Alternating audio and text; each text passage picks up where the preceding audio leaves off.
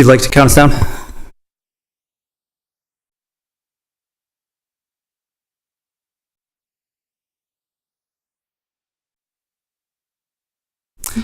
I now call the Wednesday, July 1st Planning Commission meeting to order. The time is 6:30.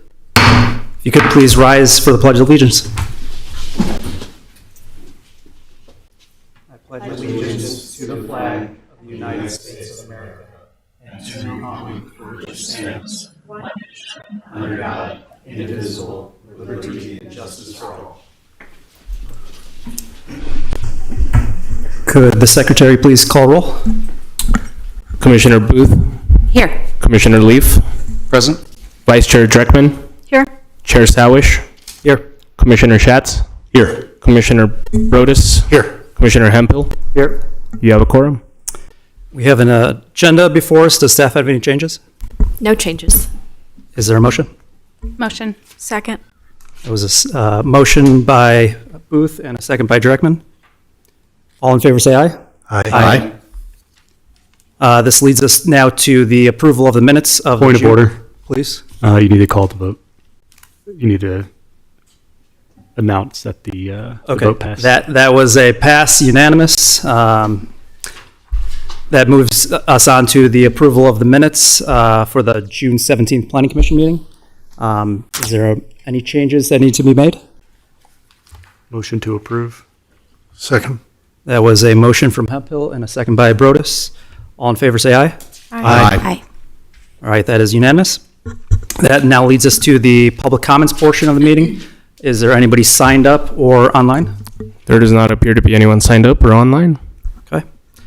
All right. That now leads us to the general business items. The first one is 2026-400, discussion of annual report to town council.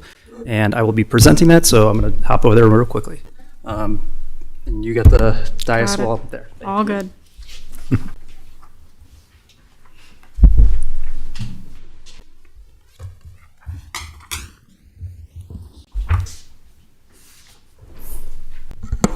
Okay, last time I did not speak into the mic, so. Okay, so the first item that we have is the Planning Commission annual report to the town council. Last time we had some minor changes that we wanted to make, so I'm just going to go through the changes unless there's anything that anybody wants to bring up. First, let me actually do a present of this. The first item that we had changed was there was an individual from planning staff, which was removed. A new one was added, so welcome, Daryl. Thank you. We also, on these slides, we changed it to June 2026, and we'll have July 2026 on in the next report to council. And we had also the next couple slides, the same thing. And the only additional item that was added on here was the informational presentation intro to Erie Town Hall 101, and that brings us to everything through June of 2026.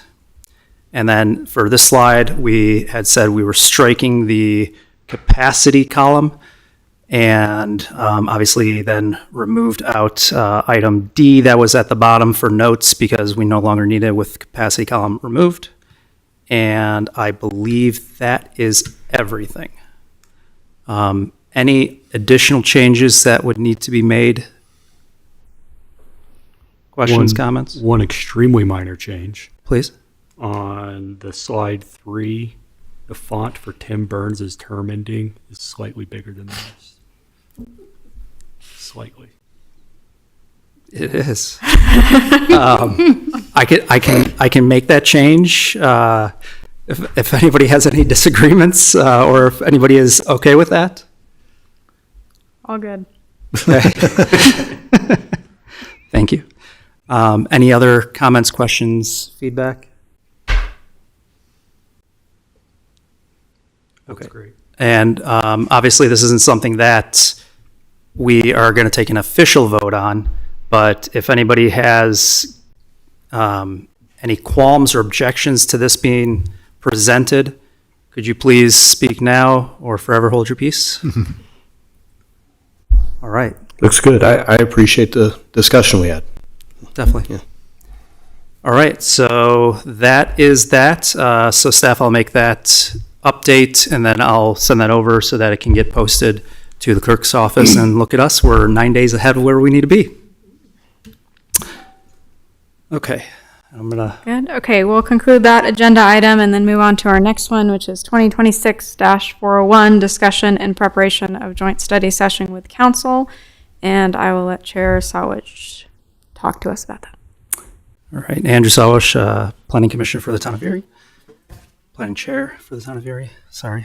All right, so this wasn't able to get posted in time for the agenda due to the deadlines required for staff for internal approvals. So this will be added to the July 15th meeting. It will be posted. There will be a follow-up item after the two QJ items, just in case there's any other comments, questions, things that we wanted to bring up, because that'll be our last opportunity to actually discuss it.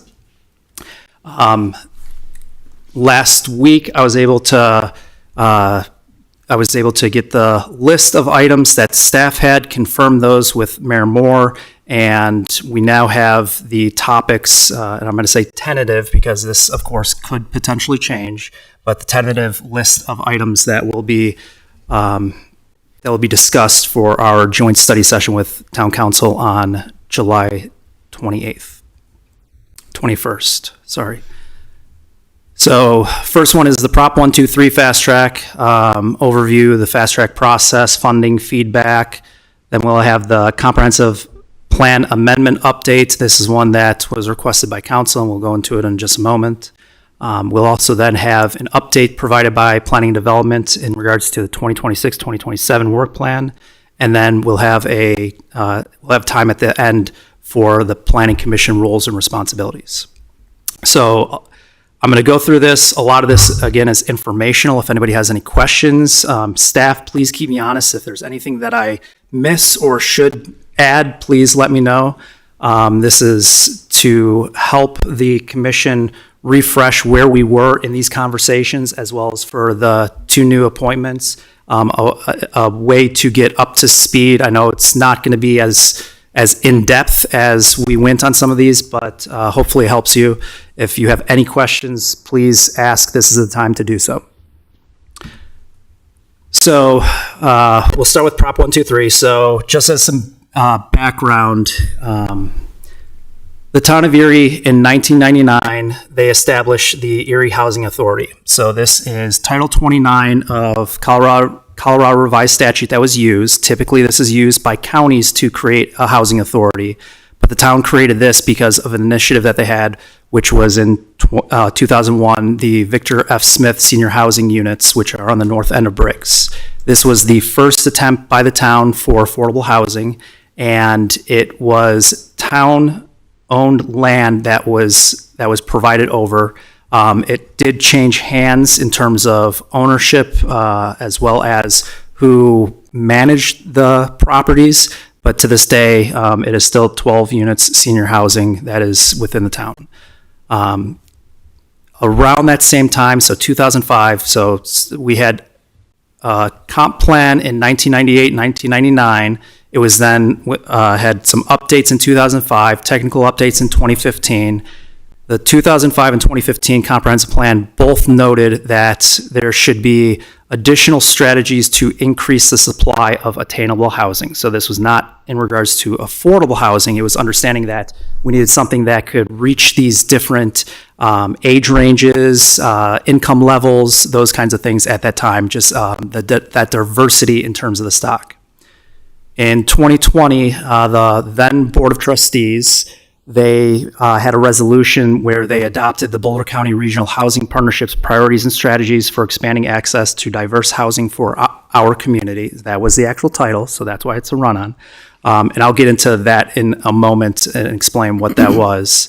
Then in 2021, they mirrored that in terms of a town goal, which then brought us to 2022 and 2023, the development of the housing needs assessment and the affordable housing strategy. This is when at the state level, there was a lot of conversation that was occurring and a lot of legislation that began to move towards affordable housing.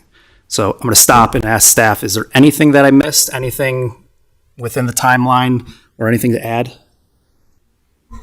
No, I don't have anything to add. Okay. Try to be as thorough as possible, but I know I'm missing some things, so please keep me honest.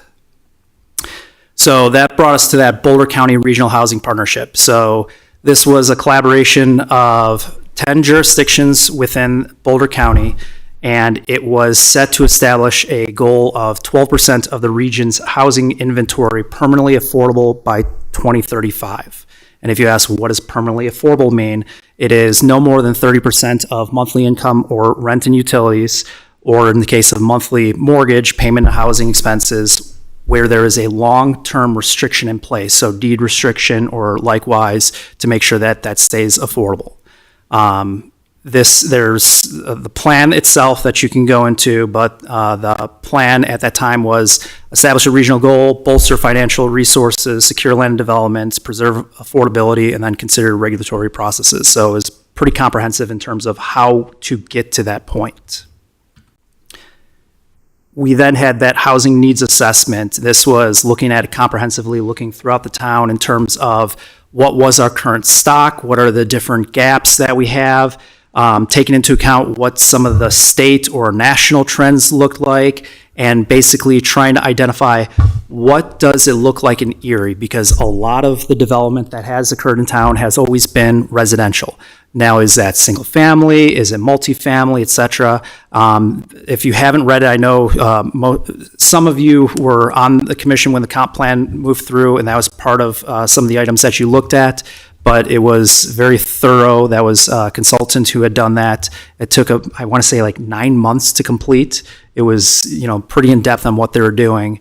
And then obviously they came back with these key takeaways: lack of diversity in the community's housing stock, more housing choice for local workers and aging homeowners, high development costs, density and public subsidies likely required, and then to explore connected strategies.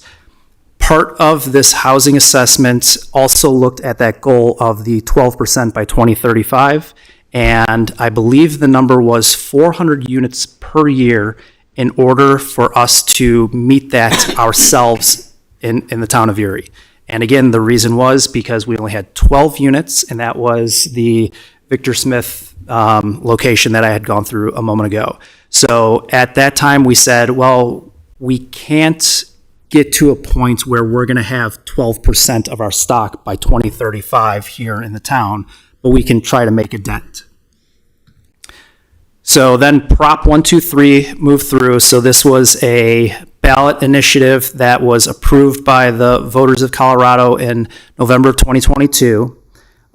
It set a dedicated fund that would be used for the purpose of affordable housing, attainable housing initiatives, et cetera.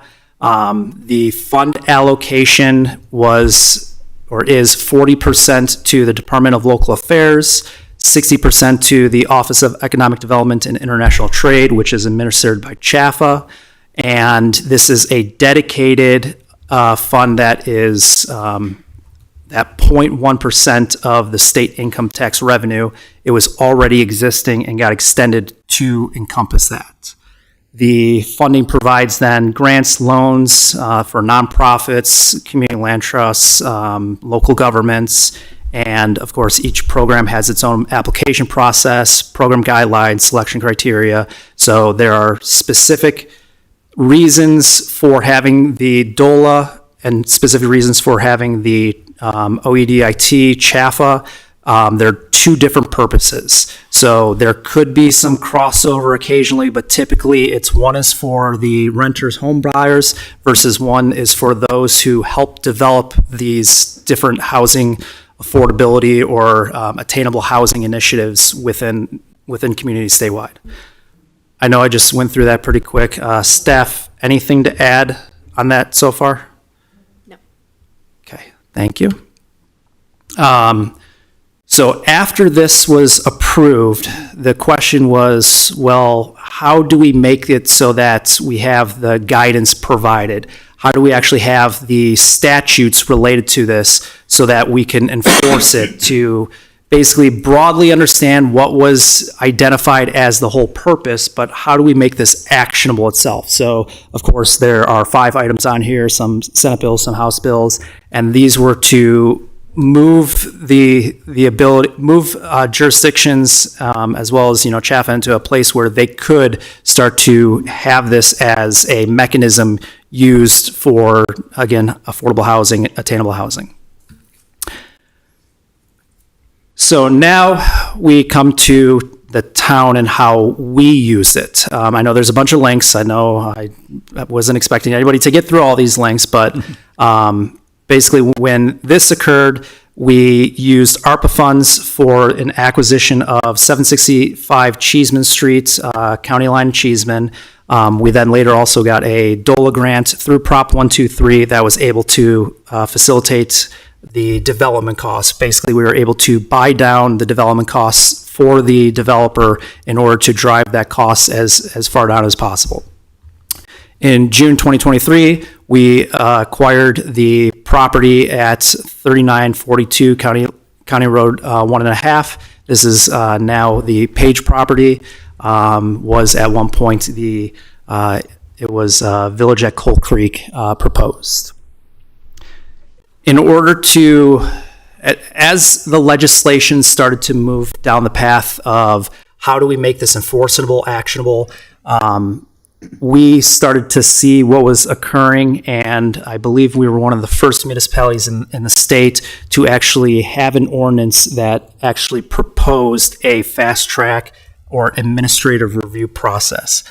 There are other items in there that included some density bonuses. The idea was that to get to this point, if somebody were to bring in affordable housing, I think it was 12% we said at the time. If they brought 12% affordable housing, they would have the ability to get to some of these expedited review processes.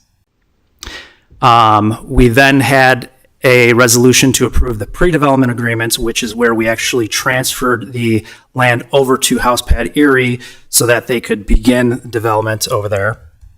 And then we had the resolution that was adopted in 2024. This actually came before the Planning Commission at that just before that as well, adopting the updated housing needs assessment, affordable housing strategy, resolution adopting the Town of Erie affordable housing policy, and then there was also the resolution approving the development agreement accepting dedication. So everything had been deeded over to that developer, and now the town was suffice with what was occurring over there so that they could actually have build out start to occur.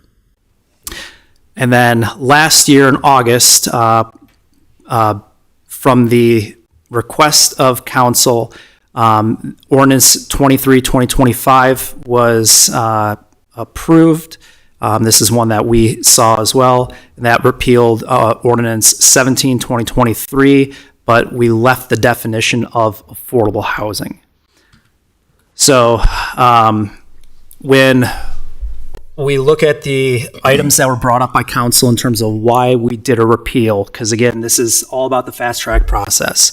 It was identified that there were concerns with some elements within the process that it could skip some steps in what a typical application would require.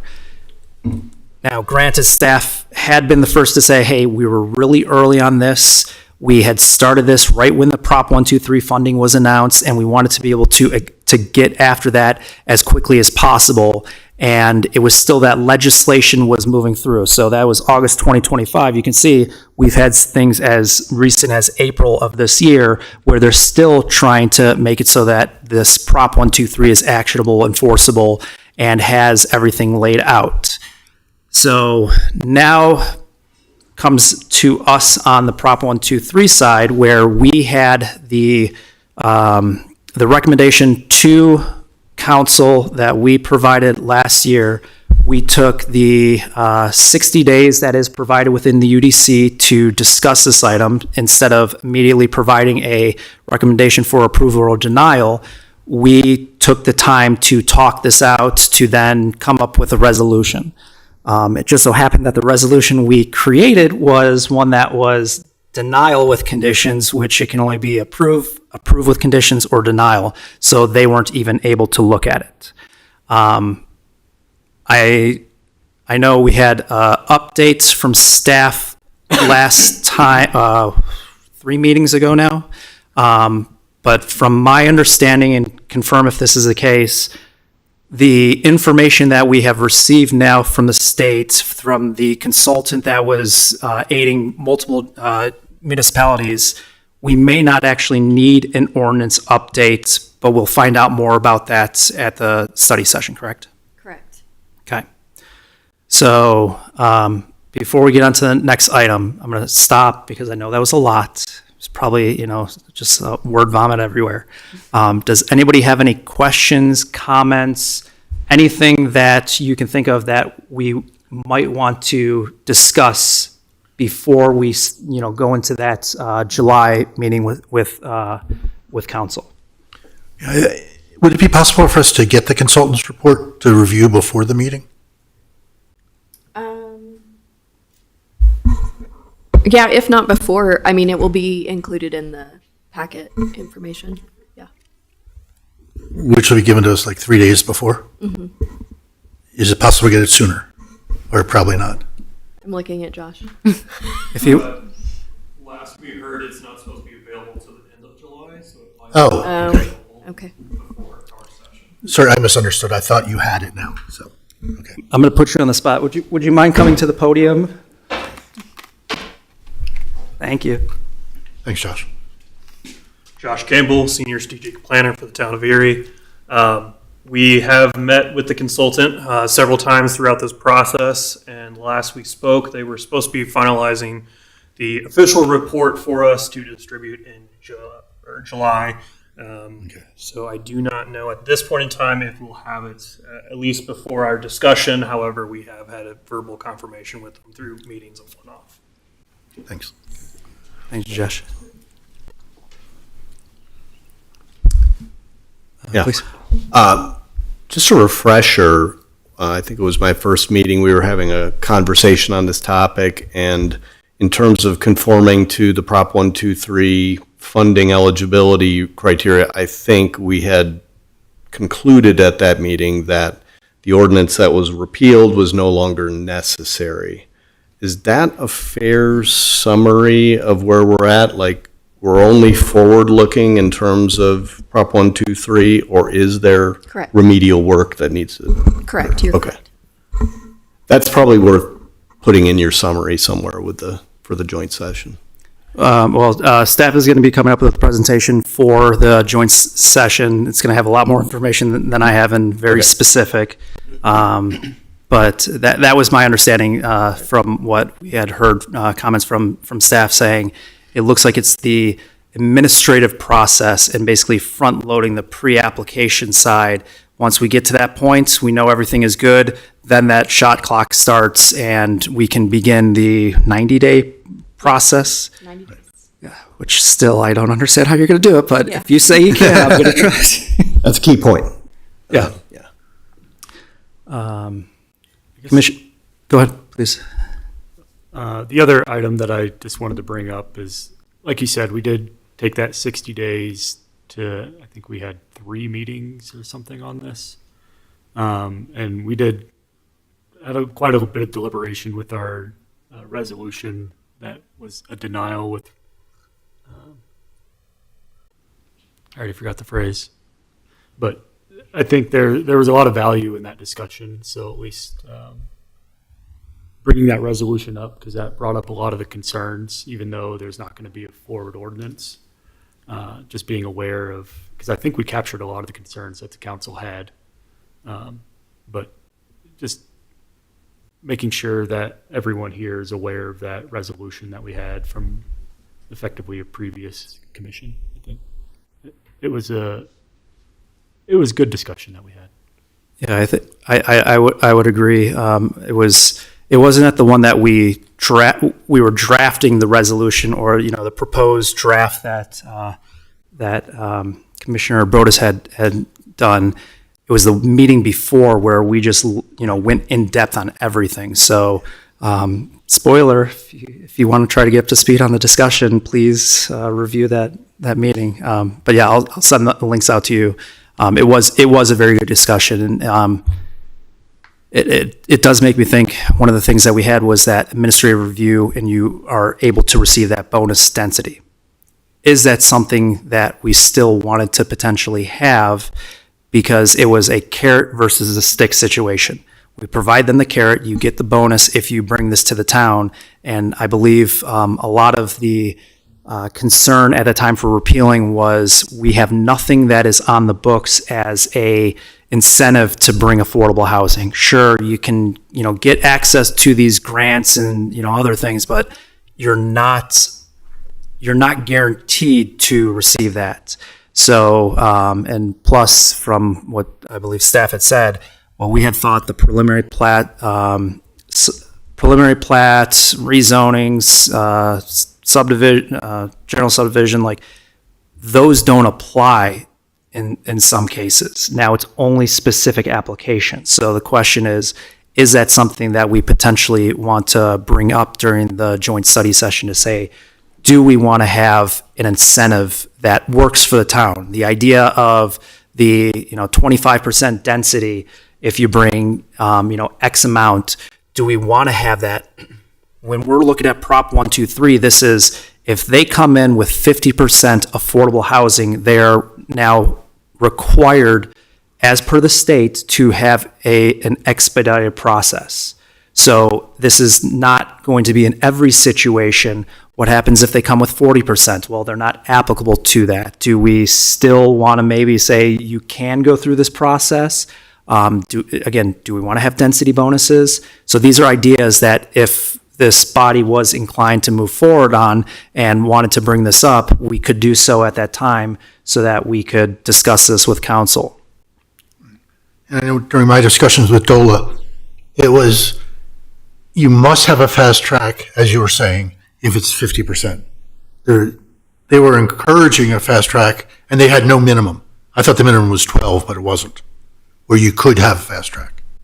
But things have changed too, it seems, since that time. And so it'd be really nice to understand what those changes are. But I guess that would be in the consultant's report, so we have to wait. Yeah. I'm sure more will change before it even gets to that date. So Yeah. But to your point, I think having incentives would be good, because Erie right now has, even if you include the 35 units from Cheeseman, which would meet our commitment for around 7 years, I think, for the 3% growth.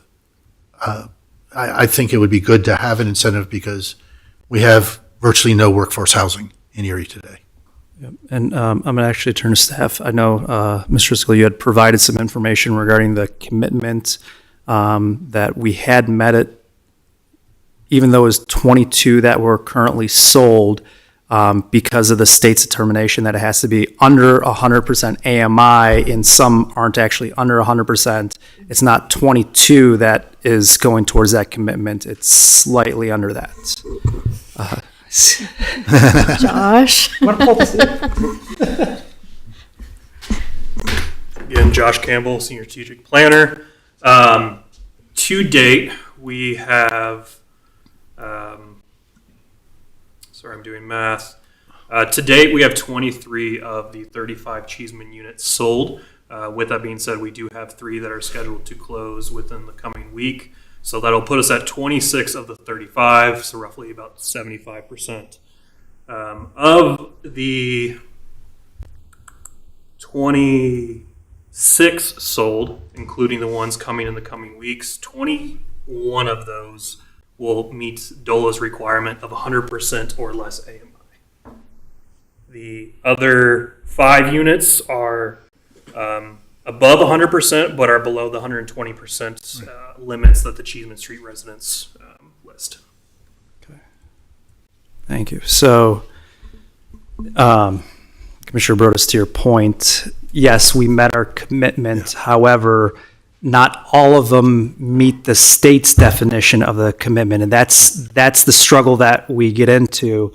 And also, if you always talk about having that incentive so that they can get access to these grants and whatnot. Well, what happens if you have two applicants that are from different municipalities? One is saying, hey, we're going to provide 80% AMI, up to 80%. The other one is 120. And they only can give this to one because there's only so much money. Which one could they potentially give it to? You turn towards the 80%.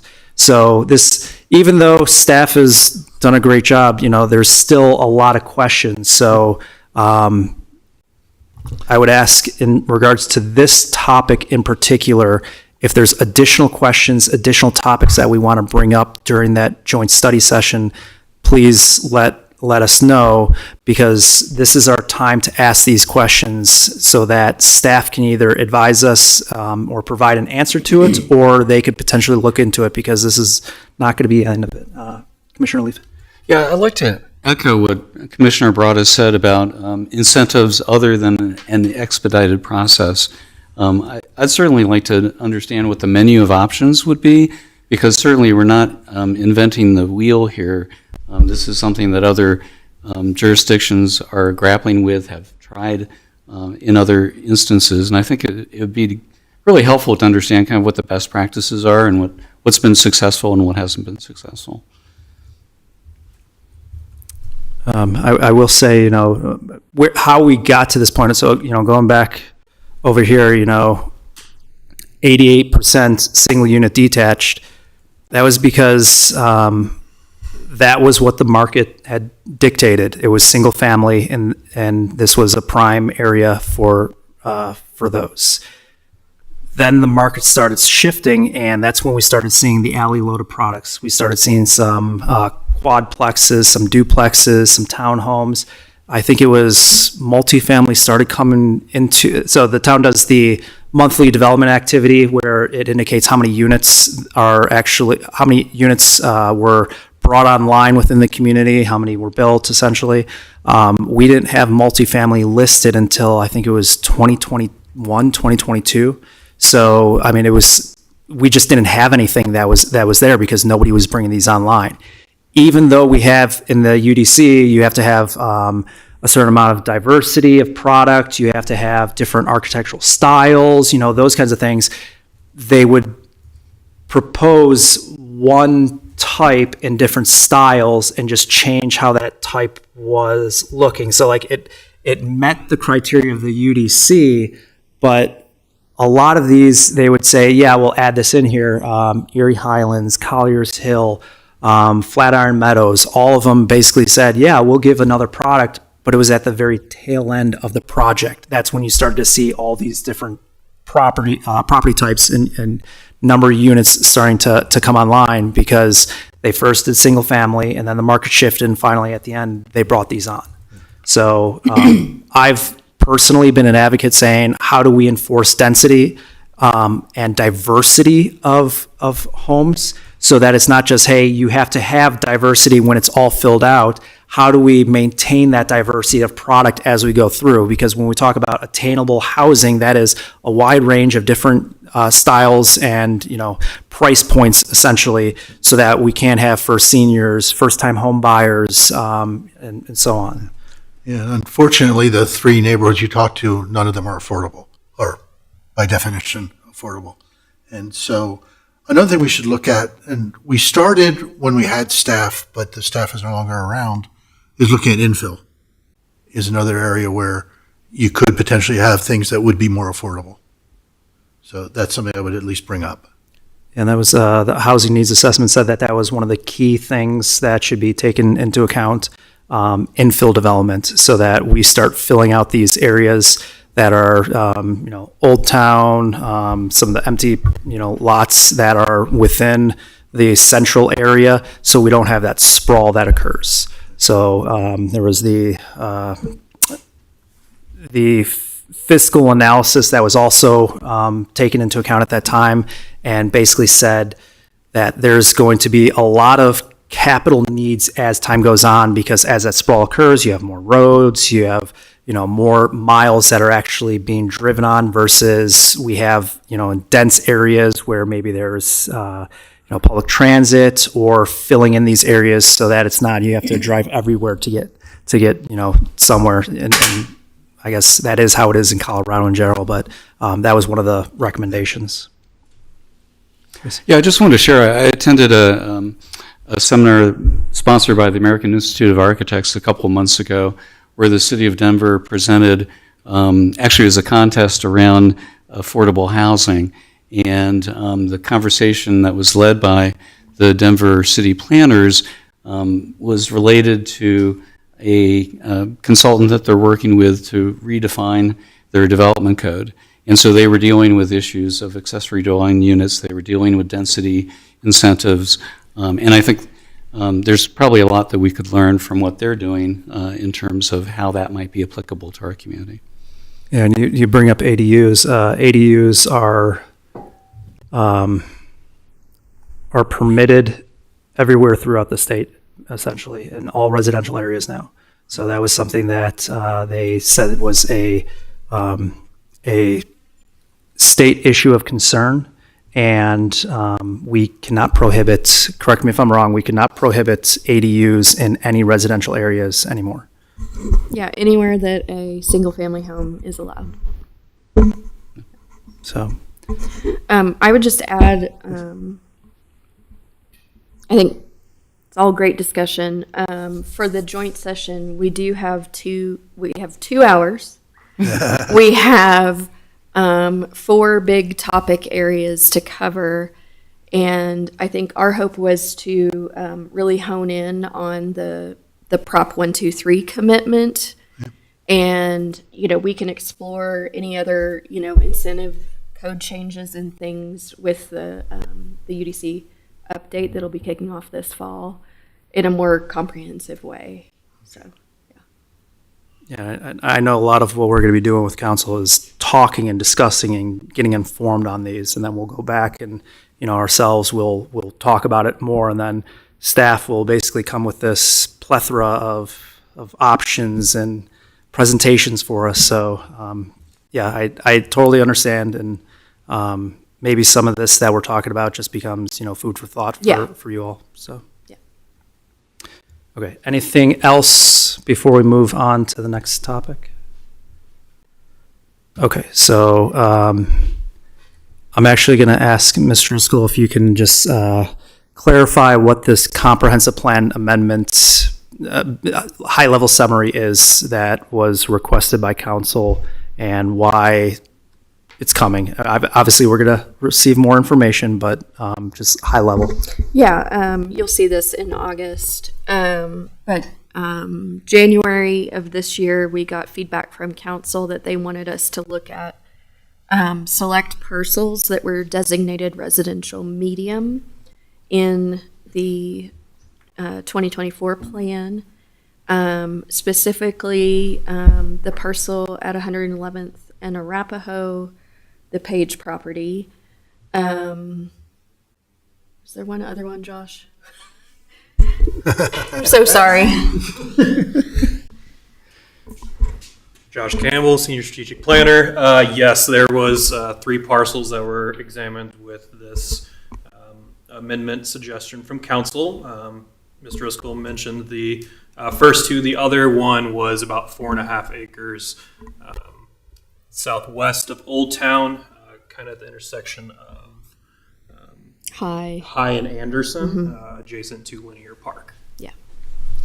Yeah, so they wanted to examine that for a new residential category, residential medium low, and so that would be a kind of intermediary designation between residential low and residential medium.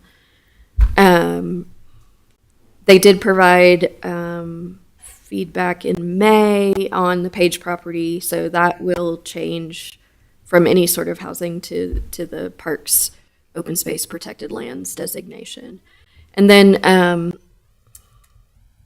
we've had some zoning cases and other preliminary plats and things come forth that, maybe on the edges of town, surrounded by some rural or agricultural development, and they wanted to see a little bit more policy on some context-sensitive design.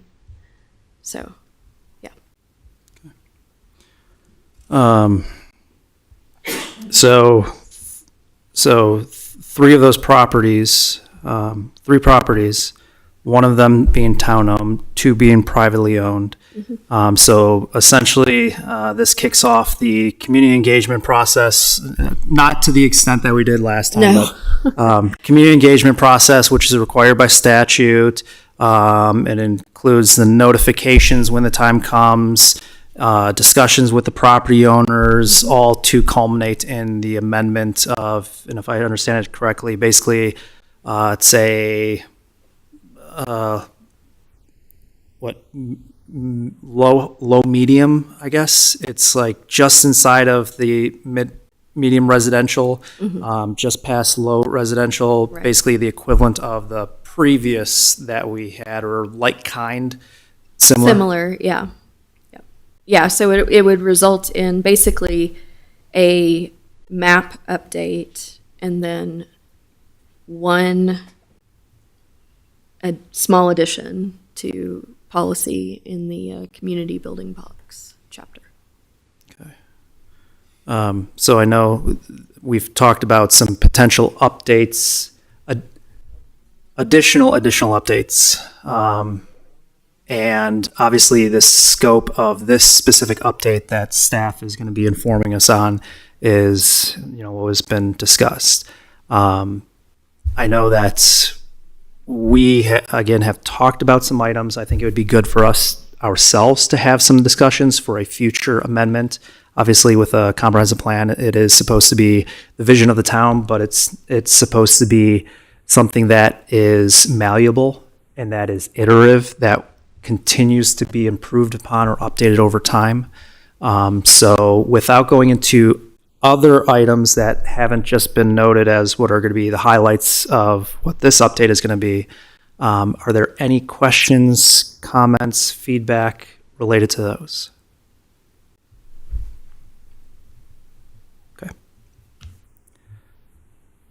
Okay, so we'll then also have the 2026-2027 Planning Development Work Plan that Ms. Driscoll and team are going to go over. And again, Ms. Driscoll, if you could just high level exactly what this is.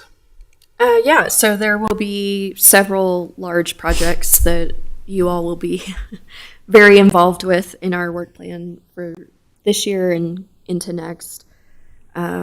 The Unified Development Code update, some short-term rental regulations and licensing, obviously the comp plan updates, some Old Town visioning exercises. We do have to do a housing action plan as well. So those big things will be coming to you, as well as in tandem with parks, some open space rezoning investigations. That will be starting in 2027. Okay, so I know a lot of what we've done to date as a planning commission, UDC updates, comprehensive plans, QJ items. So there will be moving forward some specific UDC items. We're going to have I don't know if, we can say what it is that's going to be in Boulder, but, kind of like, the big game in February, if it's one of those. But, we're going to have a lot of needs next year for the film festival. And there have been a lot of individuals that have been asking, even online, saying, how can I have this unit available for individuals for when it comes to town? And the short answer is you can't in Erie. So it's long-term or nothing here. So this is something that is a long time coming. Yes, there are individuals on Airbnb, VRBO, but we do not allow short-term rentals in the town of Erie. So we are basically going to have to address that sooner than later. And there's an immediate need to do that. And then obviously we've talked about this other item that is going to be that we have proposed the joint study session with OSTAB. So I did talk with the OSTAB chair, and they are going to, again, I know I said this last time, but they hadn't met yet. They're going to be at their next meeting talking about this. I did rewatch their meeting meetings ago when they found out about all this, that, hey, we have 0 properties that are currently with the reserved open space. So we're still trying to coordinate to see if it is possible to have October, November joint study session. Obviously, they have to accept and approve it first on their end, say, yes, let's do that. And then also for staff, we don't want to be a burden on them. I know during the OSTAB meeting, Parks and Rec Director Bollinger had said, we have time restraints on our side. We have other projects going on. This is definitely a 2027 on our side, and Parks has to be the lead on it over there.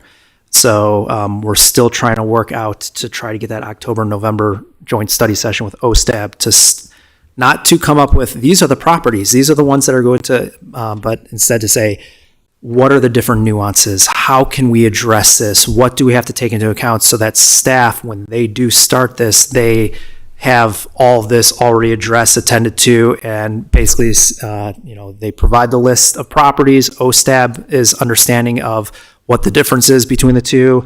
There's been conjecture about whether or not whether our reserve open space and the uses that are currently available there are what we need.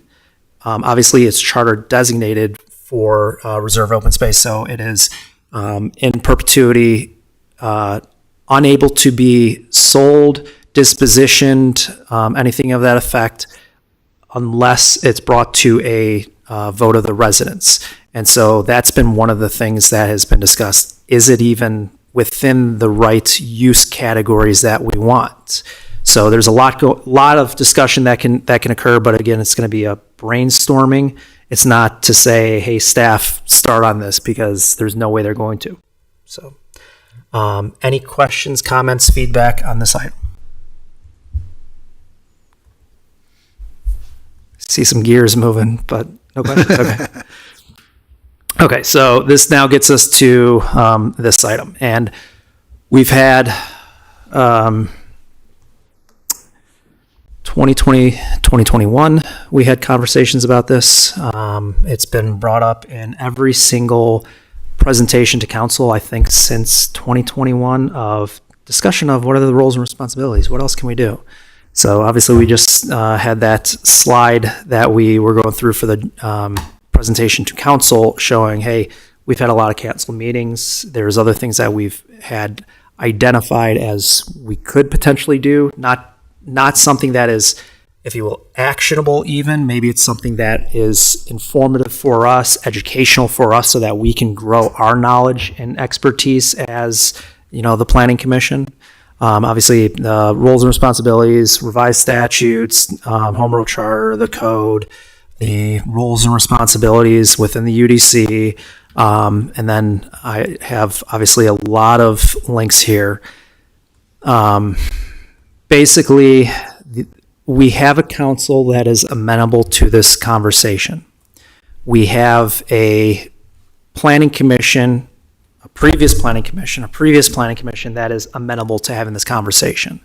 So I know I tossed a lot in here just as some of the items that we have discussed, some background information. So what I want to do is I want to stop talking, and I want it so that everybody else is talking. So roles and responsibilities. When we've talked about this, it's always been, hey, this may not be within our wheelhouse. It may be something that is outside of our current breadth, maybe something that we just have to learn. So I know we've, again, had these conversations. Does anybody have thoughts, questions, feedback, anything that comes to mind when we talk roles and responsibilities? Please. Sure. First of all, this dovetails with the earlier item where we're reporting to the town council workload. That's going to be my kind of summary of the important data provided in that report. And then you look at this table. So maybe back up one. Is that where the table is? Yeah. And I'm not going to say I know what the relationship is yet. I haven't been involved in this process for more than 3 meetings, but this table is the key I think, to a discussion that can be productive and can talk about, well, how does this compare with other jurisdictions and what their planning commission does? How does this table compare with the workload that we're seeing on planning commission and where we could do more? That's probably where I would start with the conversation with the town council. But that said, I don't have enough experience to say I know the answer to the question is because we don't get involved in initial zonings. That's an interesting choice on this table to me, is that the planning commission would normally be, or in my experience, involved in initial zoning. It streamlines the process that we're not, and the town council is the one that makes the decision on annexation, but that's a point. There's other jurisdictions where special use review is bifurcated into, for example, Adams County, special use, conditional use. They're more and less intense between those categories. There's some choices there. But this table, I just want to say from my perspective, is a key to a productive conversation. And I will have more observations and just background, but I'm not sure what the direction is yet. Just wanted to offer that. Okay, so if I understand correctly, it's basically saying, okay, within what we currently do, where else within the UDC specifically can we have an effect? Right. And Arapahoe 111th is a perfect example because you're correct. The annexation initial zoning was a legislative matter, so the annexation got approved, but then the initial zoning was not approved. But that did not come before this body, Right. and I know that could have helped with the the public hearing process, the community outreach, individuals to voice their concern before it was 6 hours of testimony that we heard from the residents. So, Mr. Chair, if I may, I think Please. my offer is, this is my observation today. I will develop more of those type of observations for your consideration, this body's consideration, to walk in with a productive conversation, if that's the will of, the board here. Thank you. Sure. Were you going to say something, Commissioner Booth? So I think we've talked about the zoning examples from other communities. I feel like maybe you've given examples of, is it Greeley? Do they do some of the zoning on the planning commission there? That is.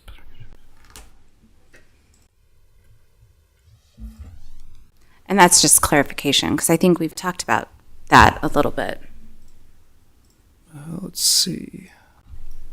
This was actually, there was a full list that was done in the past. September 2021. And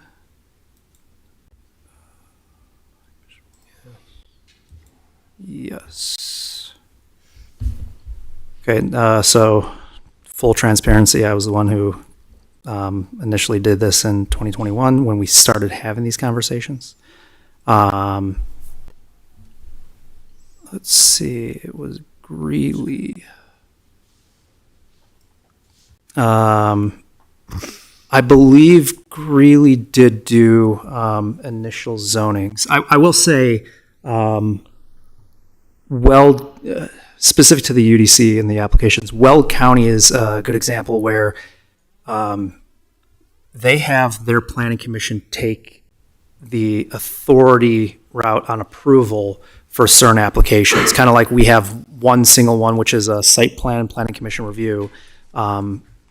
They also do that, and they purposely do that so that they don't get into some legal issues there.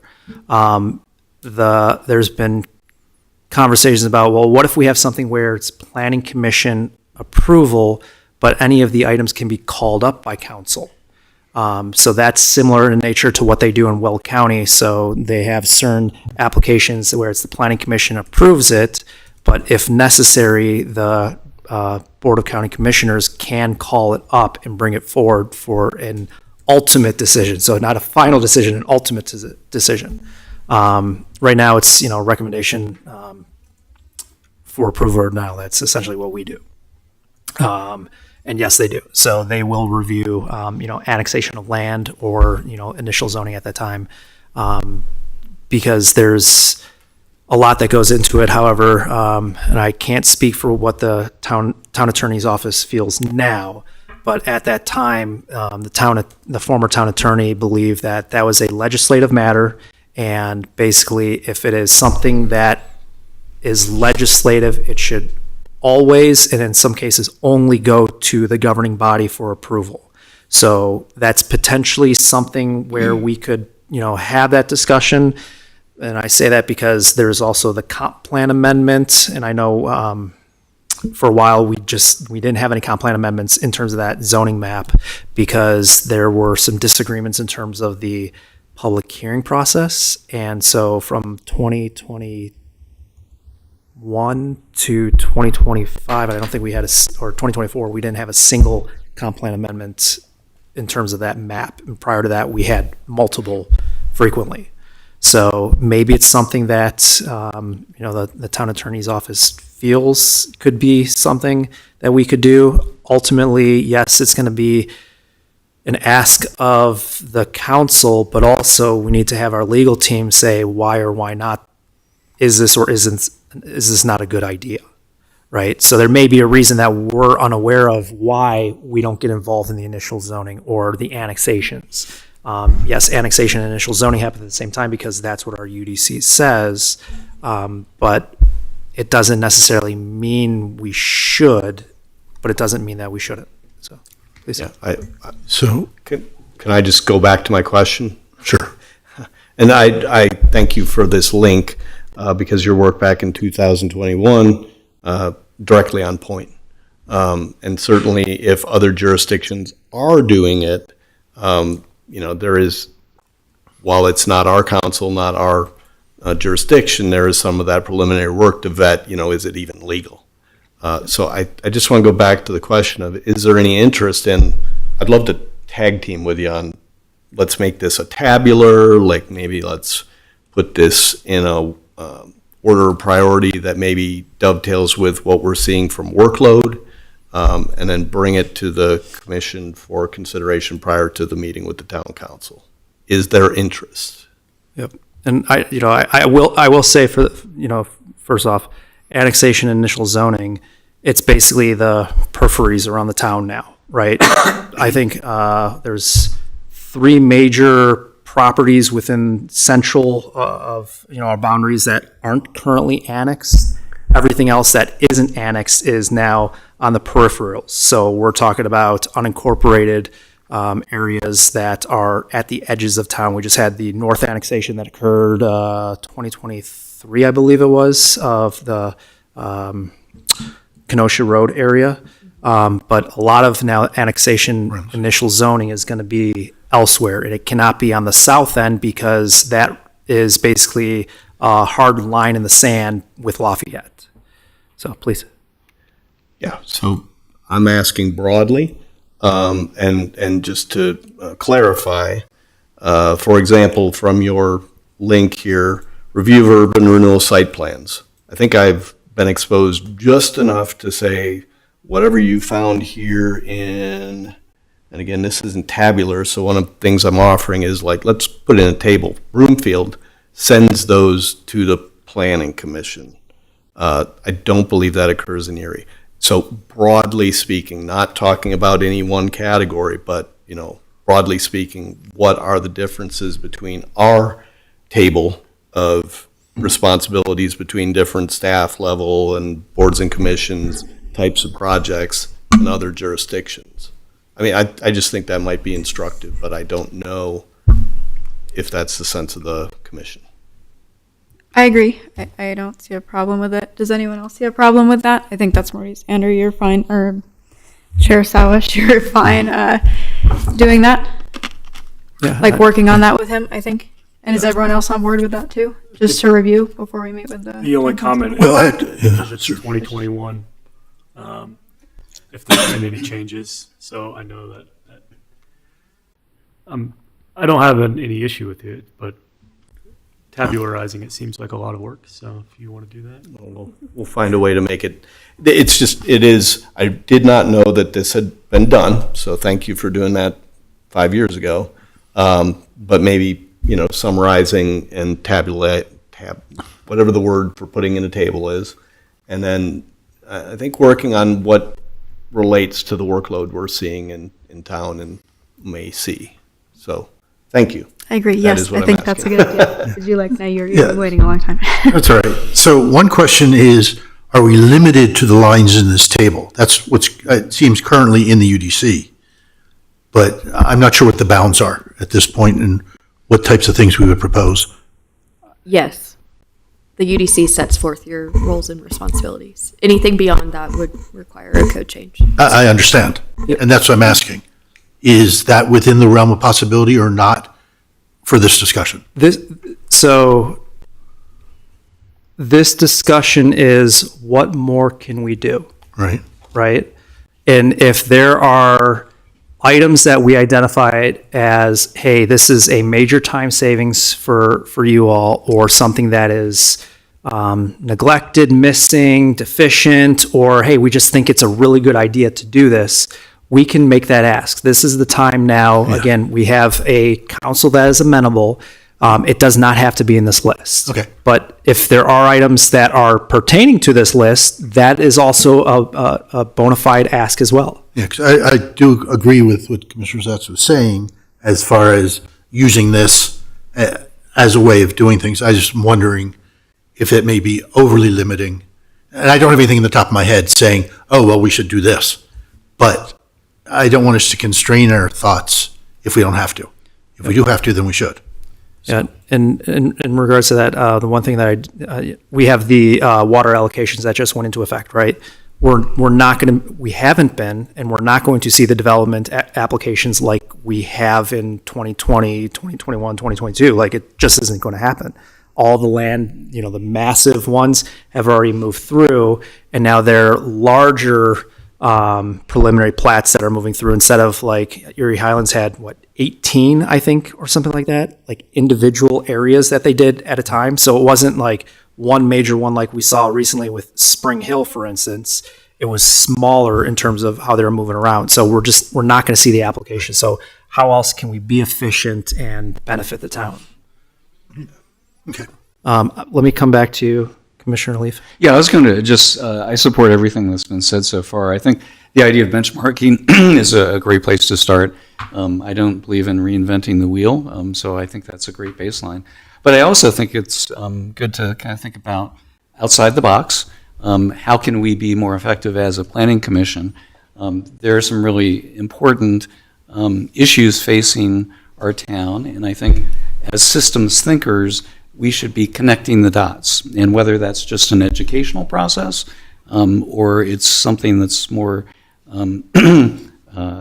legal, I think is something that we can tackle. But I think approaching it in that way is productive for this commission. I had one. Commissioner Schatz. Yeah, I just want to thank the Commissioner for the question. It's a good question. In the interest of no surprises, I think if we're totally confined to the UDC, it's not even a discussion.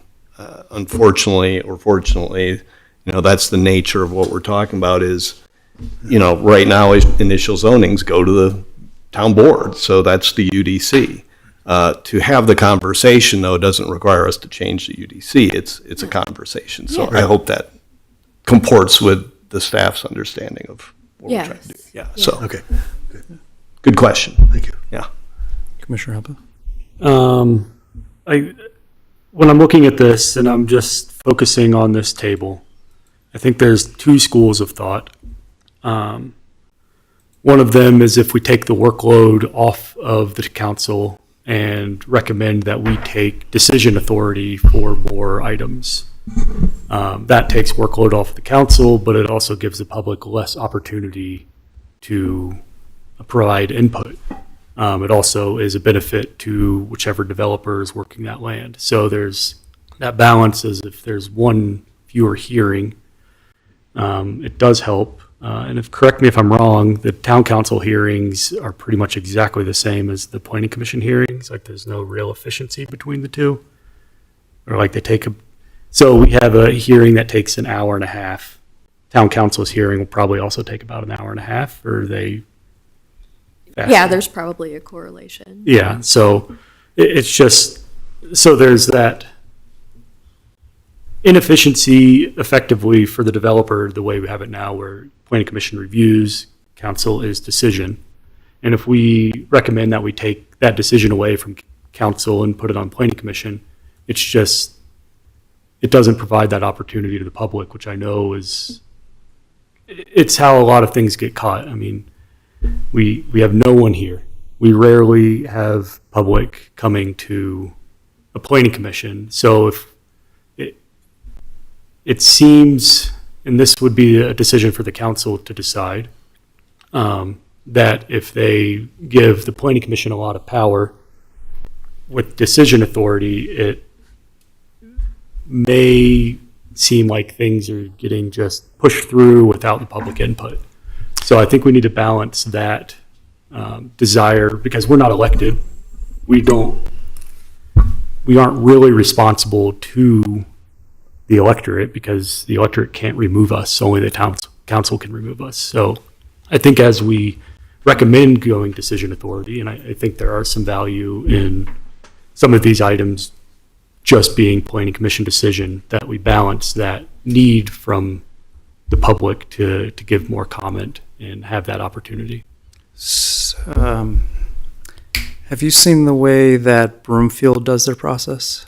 No. They start out with a period of time that is a public input period. And it is meant for having all these comments and discussions about these things up front. So an application comes in, they basically have this period where then they receive all these comments on it, and they, publicize it, so they get it known, so that individuals in the community can state their, opposition, proponent for. So what you're saying is, hey, I understand that, yes, it might do that, but how do we still get the comments? Because people will come out to ours or might not come out to ours, and then they come out to the council one. So I do think that is extremely valid, because obviously the public comment process and hearing from the community is amazingly important in any of these. So if we did go that route, now we're talking about how do we change the process? Because we have to have, the community's input. What can we do differently? And there could be situations where it does make sense to do something like that, but now we're talking about a completely different process that is going to be staff having to deal with that. So I'm not saying I'm against it by any means. It's just a different process than what we currently have. Yeah. I just want to make sure that we're balancing the need of the public with taking workload off the council. Agreed. Yeah, I don't know that that's the dichotomy here. And you just had on the one hand, right, and I didn't hear what the other hand was, but I just want to say I view it as a much broader set of things that we're talking about. So I wouldn't concur that was the impression I had of the conversation, to take decision-making authority back. I think we're talking about, sketch plan goes only to council, and just let's compare. Let's see what the data is on what our other jurisdictions have done and what we can do. And I think you'll find there's a lot broader set of choices. Thank you. To go on to what Commissioner Halpin was saying, we've had applications that have come before Planning Commission and Council where it was an addition of 5 acres to the property. By code, any change to the boundaries of that property for PD, etc., requires an application that is heard by the Planning Commission, by the council. So there are actually applications that have been seen where, when I was on council, we were going, why are we seeing this? Well, because they're adding 5 acres. Basically, it was, was a cutout, and then they just added it in. That now triggers the full application process. So I will say there are specific applications that have been seen that we should probably take into account in saying, how do we improve this process where council doesn't have to see this? Because honestly, we looked at it like, this is easy, approve, So If I may. Please. I mean, yeah, the Standard Zoning Enabling Act is special uses are approved by the Planning Commission, but that is evolved in so many different directions that, again, I may say the same thing you're saying, which is, yeah, some of this stuff, probably final decision at the Planning Commission makes more sense, but I just think it's broader than that. That we're looking at a lot more dimensions to the planning process than just who has authority. Yep. And first off, for everybody, this is probably the most pinpointed we've been to date on some of these aspects of what roles and responsibilities. So this is very good to hear. Obviously, this is going to take a while for us to come up with all these, but I like the conversation that we're having so far. But to your point, are there items that may not be within this grid here that we're seeing as would be beneficial for the Planning Commission to either get involved with or to assist on? Say, for instance, we said, hey, joint study sessions with the other boards and commissions, because there's a lot of crossover. We all said that is a good idea. Let's see what we can come up with. Obviously, topics and purpose for those we will come up with as time goes on. Are there any other things that we've either discussed or anybody has had as an idea of, I've thought of this and I think that we may benefit the community if we did this, or if we were to help push something along? Please. Yeah, I think it came up early on that the comp plan process has all these functional plans, and particularly like adequacy of public facilities has been a question, I know, in some of the scant stuff I'm aware of that's come through Planning Commission and Council. And functional plans can help make that more robust. Looking at some of those really specific parts of the comp plan may be worth discussing. Again, from the sense that that could be initiated by the Planning Commission where it has not, and traditionally isn't. But that is a good conversation point, I think. Okay, so if I understand this correctly, adequacy of public facilities. So are you referring to like the infrastructure? I think there's like a capital facilities plan as a component of the comp plan in Erie. The capital improvement plan, Yeah. and the capital improvement fund, which we had gone over last time. Yes, there are those, and those are based on immediate needs or long-term needs. So that was Arapahoe and 111th. That was the reason for the denial, because during the process we found out there weren't adequate facilities for storm drainage, Right. water, sewer, transportation. Like we saw that as the issue, and that's why it ended up being denied. So it is something that you're right. It is in the comprehensive plan. So on that note, I want to go to this item here and just ask staff, growth management planning. What, I know that this is very broad, but what exactly is the growth management planning? Because it looks like it was 2026 for Q1 through 3, and now we're finally in Q3. So what exactly is the growth management planning? Yeah, that was a joint effort across basically all departments to deal with the water allocation situation. Okay. Has that also been adapted to the other enterprises, storm drainage, wastewater, or any of the transportation side? I know I've advocated saying, hey, we should literally have projections out there based on these times we anticipate forecasts this population. Okay, now let's track that against the capacity of our water treatment facility, our wastewater facility, et cetera. Has that encompassed part of that? Not that specific item. There are those functional strategic plans that do that level of, and the water master plan is starting soon or already has. I can't remember. I believe it's underway. Okay, thank you. Are you finished that discussion?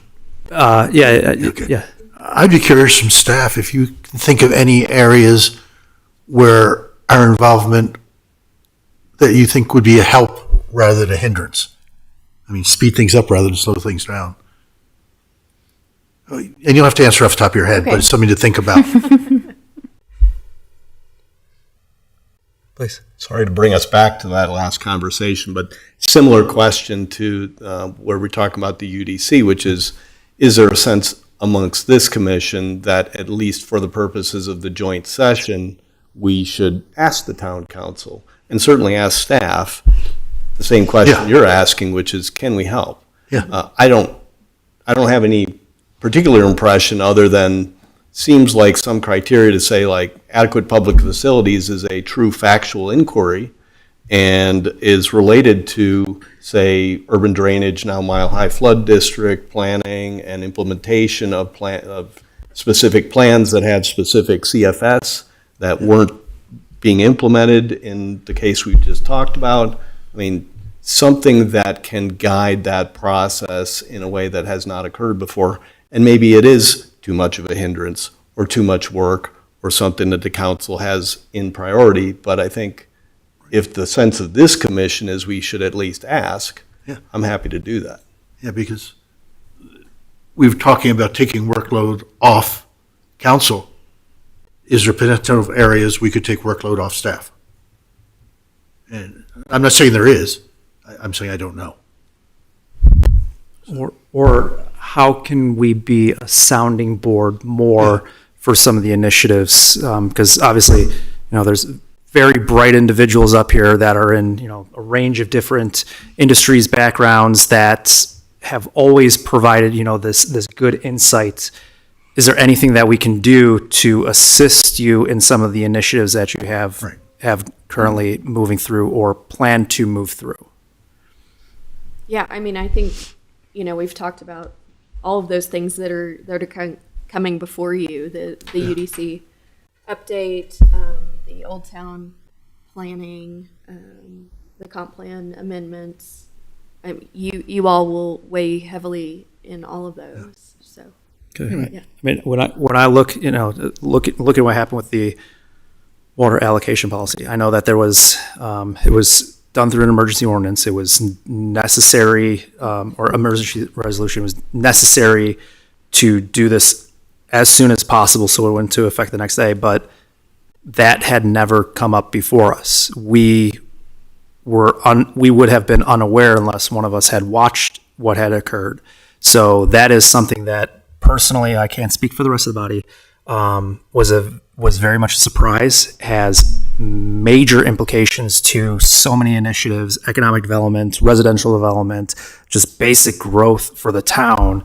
And it causes a ripple effect through so many different departments now where we have been reliant on development activity. I think it was 10 to 15% of our total budget is development activity.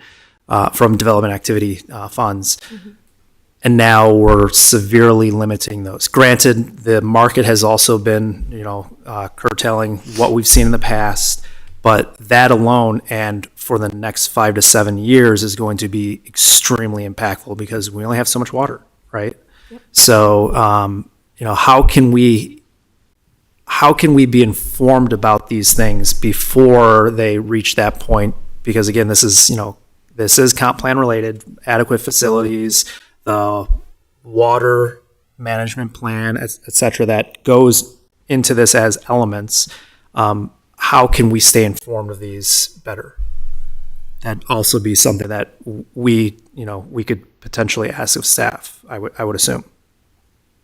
So the water allocation policy, as you said, was highly sensitive. Highly. Yes. And there's a reason it stayed at the level it did and went through the emergency ordinance level. So we didn't have a run on the bank, so to say, of what we do have left. And, council is the policymakers and it was a policy decision. So that's why it stayed at that level. Okay. Yeah. Questions, comments, anything? Okay, so personally, when I hear that, my question is, how do we get to that point where we had to get to the emergency resolution and ordinance that basically identified, hey, we only have so much per year. How did we get to that point? I know it wasn't somebody dropping the ball. I know in this situation it was the Chimney Hollow specifically, and then what has been going on with NISP. Correct. But that isn't planning and development specific. Obviously, that's the other department. So, question would be, how can we get some other departments involved in this so we can stay informed of what's going on? Because as we ask questions, we get better insight, and as we ask questions and get better insight, there's questions asked that staff may not have asked or addressed. I know that there's always the times when I see staff writing something like, that's a good one, so how can we also get the other departments, utilities, public works, our transportation division, because they're no longer in planning development, how can we get them involved, or finance to talk about the capital improvement plan, those kinds of things for our educational purposes? Is that possible? I would have to talk with town administration. Haven't we kind of discussed that too, though, in the past, like the sub-plans coming before us for review? The what The plan? sub-plans coming before us for presentation. Haven't we kind of discussed Yes, that in past yeah. meetings? Because I think that would be how we would become aware of those issues, right? I mean, I just think we've discussed that, so I think that would probably be the best way to. I know one of the things we do with those staff, for example, is we had the water department come and give presentations to us saying, this was probably 5 years ago when everything was rosy and it looked like we were great, but it was trying to do the things you're talking about is down the road, where are we getting our water from? And water is just one example. Yep. And I think we could ask for presentations from other departments. So. Okay, so anything else that is top of mind? Because what I'm going to ask, the follow-up discussion is, we have an ask. Say if you are a nonprofit and you have an event, you always ask for something, and it's always, in their case, a donation to, supplement their funding. We're going to want to have an ask of council so that we can say, hey, these are things that we feel we can do. I know that we're not at the point of us knowing what that is. I think we're close though. So I'd prefer if we could have one or two next time that we say, hey, we're going to ask council of this because these we really feel we can do. And I will say we also have the joint sessions with the other boards and commissions. That's one that we're doing. I don't know if we do or don't need council approval to do that, but that's one we said we want to do. So if you come back and say, hey, yeah, that has to be added in, please let us know. Okay. But if we could, the next, I know we've had a lot of discussions on this, but 11th hour, we're almost there. So if we can come to some finality or semi-finality for next time we meet, and I think I have 15 minutes on there for that, so we can stretch it out a little. But we have 2 QJ items next time, so We actually only have one. 1 QJ item, so we can stretch it out a little. So let's brainstorm. If you want to work on that, more than happy and willing to. But let's try to have 1 or 2 asks saying, hey, we really feel through the conversations we've had, through what we've discussed, this is where we do feel we can serve the community and council best. Any objections to that? Okay. Any last questions, comments, feedback, anything? Question about the joint sessions with other boards and commissions. Please. You had mentioned questioning whether we need council permission to meet with another board. Why would we need council permission to meet with another board? Well, because it's not in our duties. I mean, it's The duties of the planning commission are around Title 10.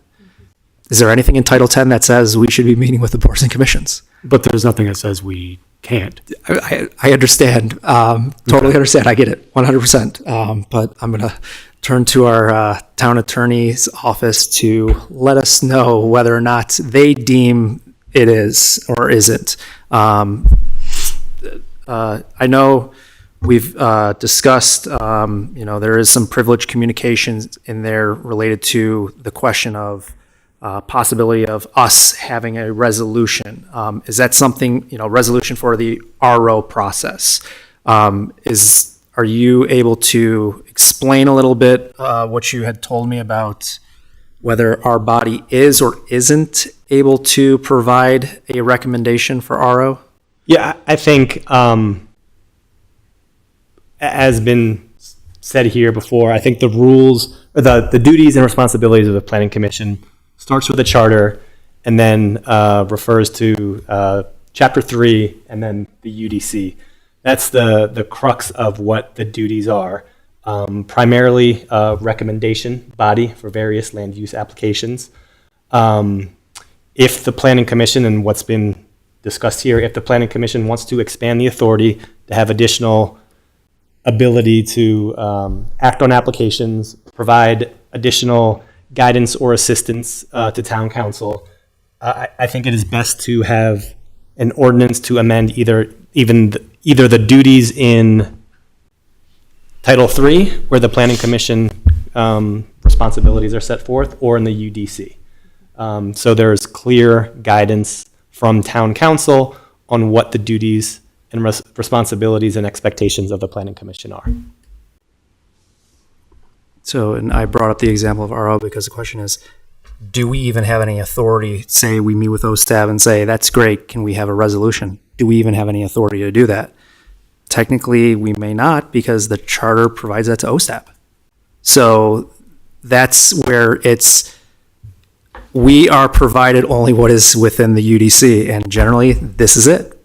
So if we want to expand it out, yeah, there may be some smaller things we can put into the bylaws, since council does have to approve that. But if there's certain things that we identify saying, hey, this is where we see a fit and we want to do more in, even if it's a broad topic and we're not saying, this specific aspect, if we want to be a little broader and, expand out our mission, probably would be a code change that would be required to do so that there is explicit permission to do so. Because again, right now, we don't have explicit permission to say, hey, we want to meet with, OSTAB, tree board, sustainability. Like, does it fall into anything within the UDC? No, then technically we may not be able to at the moment. I mean, to that point, did the sustainability board break the law by meeting with the tree board and putting on a leaf collection event? No, but that wasn't laid out in the code. But So that's, I get it. I think consulting the town attorney is not a Yeah. bad idea, though. Like, I don't see any negative in that. Okay. It's his whole job. Yeah, and I think, when you look at the other boards in Title 3, Chapter 2, there's, specific duties on where they advise, where they recommend, and certain actions they can take. So I think the authority for those boards is vested in the enabling ordinance. The Planning Commission, the enabling authority is limited to what's set forth in Title 10. So to meet with OSTAB or other boards, it should be tied somehow to the roles and responsibilities of the Planning Commission. So if you want to expand and provide additional advice or guidance, recommendations to town council, I think it would be, you ask town council for those additional responsibilities, and that will be implemented through an ordinance change to specify those additional responsibilities either in Title 2 or Chapter 2 of Title 3 or in the UDC. Yeah, because one of the issues with talking to OSTAB is you could run into some quasi-judicial issues. So I'd be very careful about that. Yeah, certainly. Only because I know we've had, from when I was on OSTAB, we had hearings and things, review development applications. Yeah, and I think any time that a potential application could come through, and not even quasi-judicial, because that kicks in when an application is filed, but there's just a potential appearance of bias or not impropriety, but impartiality. Yeah. If you're meeting and providing recommendations on potential rezoning, and taking a position on a rezoning before an application is filed. So this may be a stupid question, but when you look at the UDC, which we're given authority to weigh in on, in the general provisions, it says that the UDC is to ensure the service demands of new development will not exceed the capabilities of existing streets, utilities, or other public facilities and services. So by extension, since we're responsible for making sure that the UDC does this, should we not be talking about these things? And which section are you looking at? It's in the general provisions, chapter 10, 1-3, subsection B, 18. That's in 10, so. And also the comprehensive plan. You know. Right. And those are generally incorporated in the criteria that you all look at the various land use applications. I know approval conditions, you know, for most of them, you know, adequate facilities, right? That is Right. one of them that, what does adequate facilities mean? Is it per development by development, or is it us looking at comprehensively? Because, the Arapahoe 111th situation, it was not only specific to that property, it was the entire area around there that was inadequate. And that was, one of the issues, right? So, please. I just want to say, I mean, when you develop a decision in a quasi-judicial case, it has to be on the record. So, going outside of this process for information that we're going to use in decision-making is problematic. I'm just trying to get you back to your normal seat by saying I think we have general consensus that the next thing we're going to do is talk to the town council. And certainly we are well advised by our town attorney before we proceed with such a thing. Yes. So that's one of the reasons. Let's try to come up with one or two asks so that we can run it through staff as well as the town attorney's office so that they can deem whether that is something that we could potentially do, whether there would be a code amendment, and then staff capacity. Because obviously if we say, hey, we want to do this, we know we're volunteers. It is going to rely on staff time, and they have a number of priorities. Maybe it's something that we could tack on to their, future work plan, but we can't ask them for their time if they don't have it. So, and yes, I thank you for allowing me to get back to my seat. Any last questions? Thank you. Thank you. Thanks. Thank you all.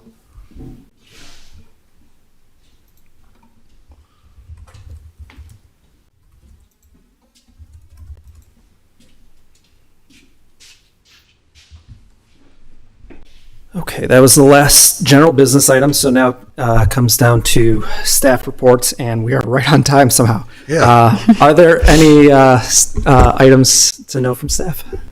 Just a couple things.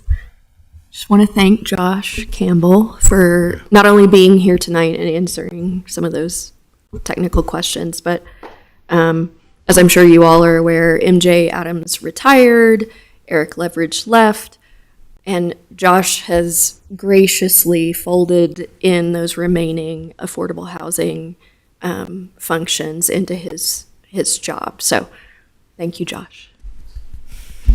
And you may notice a new face around the dais here. This is Daryl Wolnick. He's our new planning manager.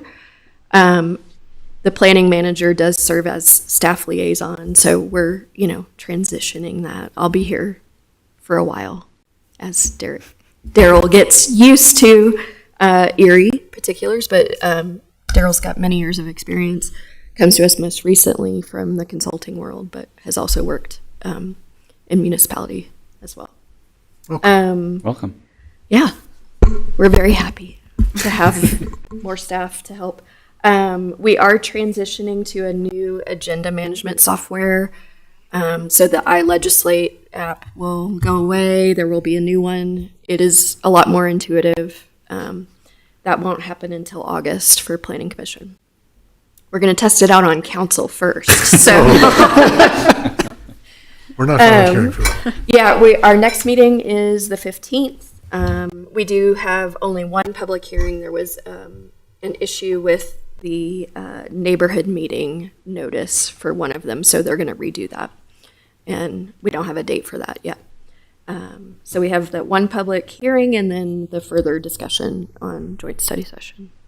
So that's it. Okay. Let's start with Commissioner Leaf. Do you have any commissioner reports? No, other than to say I just enjoyed this evening's conversation and I look forward to continuing. Thank you. Commissioner Broadus. Yeah, I just wanted to thank staff for getting back to all the people emailing us about the golf course. Sure. I hope everyone has a wonderful Independence Day. Yes. I love your nails. Thank you. That's my thing. And Commissioner Schatz. Just a reminder that on the second July meeting, so July 15th, I am going to be out of town.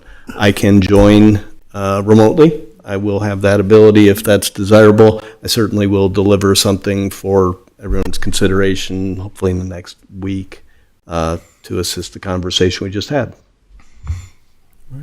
Nothing for me to thank you. Nothing. And I don't have anything. I just want to also reiterate, thank you, Josh, for joining us. I feel like anytime we have one of these conversations, you just have a plethora of information. So please feel free to join us more, But really, I do want to also reiterate what was just said. Thank you all for the conversation we just had. I've been through a dozen of these. One of these links you saw, it was a continuation of a continuation of a continuation of. I think we had like 6 meetings back to back where we talked about that. And we didn't get into a place where we said, I feel we can do this and this is something specific. So I'm hoping 1 or 2 next meeting we can get to. But want to thank you all. So with tradition, I am going to ask for a motion. Motion to adjourn. Second. Time is 8:06 and we are adjourned.